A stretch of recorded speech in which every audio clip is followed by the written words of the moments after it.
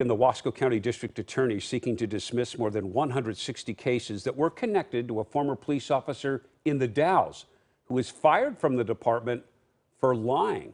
Jenny Young talking to the district attorney and the Dalles police chief and has this in this breakdown.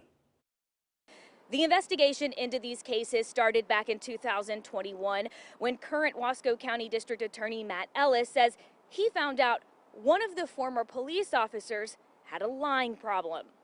When Wasco County District Attorney Matt Ellis took over as the chief county prosecutor in 2021, he was cleaning out a desk in the DA's office when he came across a letter from 2011 that former police chief in the Dalles wrote to former officer Jeff Keelan, reprimanding Keelan for lying.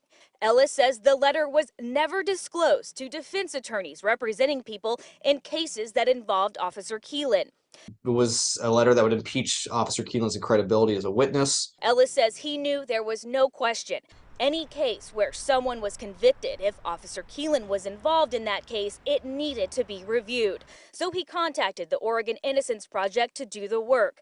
Ellis tells me the attorneys at the Innocence Project reviewed hundreds of cases and recently recommended 169 cases be dismissed. Our job with this look back was not like we can't cure all the wrongs that just happened. The best we can do is do some harm reduction here. DA Ellis says in one case, Officer Keelan stopped a woman who was having a mental health crisis from drinking alcohol and taking pills by using a takedown measure.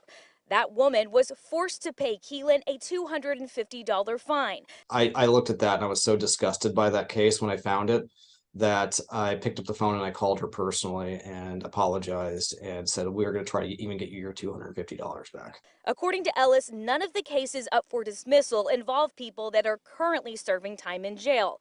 Officer Keelan was let go from the police force in 2021 after the DA's office opened an investigation on him. Police Chief Tom Worthy, who was not a member of the Dalles Police Department during Keelan's time on the force, tells me the agency takes ownership of any mistakes in the past and says under his leadership, unethical behavior will not be tolerated. Our people know that. They understand their obligation to report to the chain of command if they witness any of that.